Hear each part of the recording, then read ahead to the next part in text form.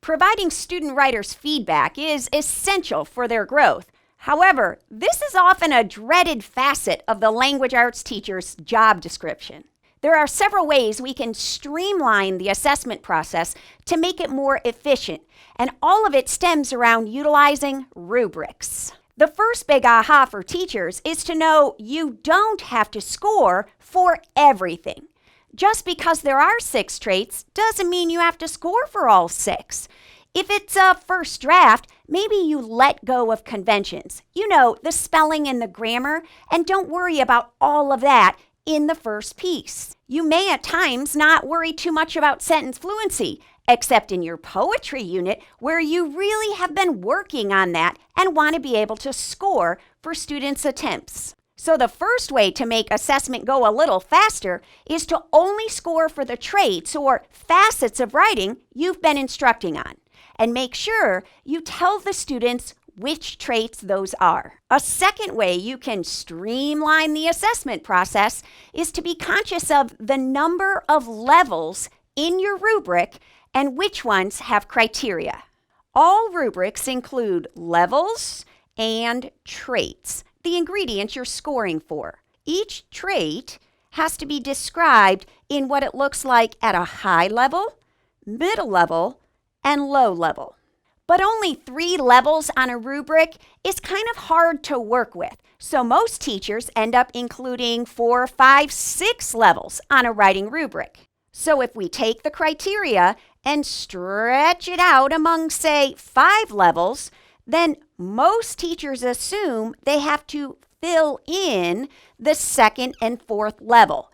This is where I think we have our problem.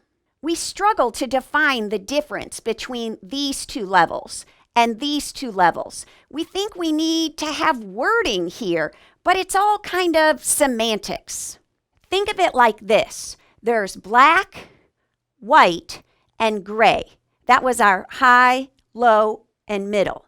Once we stretch those, you don't have to actually describe darkish lightish gray and lightish darkish gray. It's there that we start to create too many fuzzy levels. You can have 5 levels on a rubric, but what if you only described the high, the middle, and the low? Students can get a level 2 for this trait or a level 4 for this trait, but we didn't actually describe it. Have you ever scored and you wanted kind of an in-betweener? Can we give a 2.5 between this level and this level?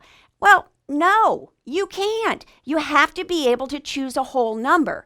So if we have a black level and a white level and a gray level that are described, kids can fall in between, but we don't actually describe it all.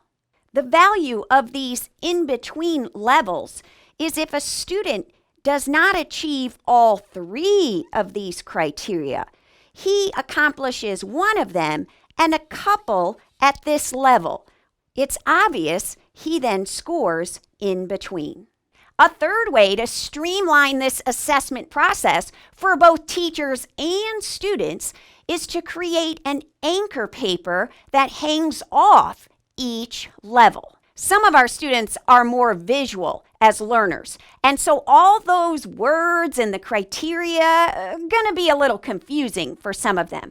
Whereas if they look at what they wrote and they compare it against the high example hanging off the rubric, the middle example hanging off the rubric, or the low example, they can better assess where they are in the process. Now, when you create these examples, 2 quick tips. Number 1, make sure all the examples hanging off the rubric levels are on the same topic. Second tip is whatever samples you hang off that rubric, make sure they're not on the same topic students are going to be assigned.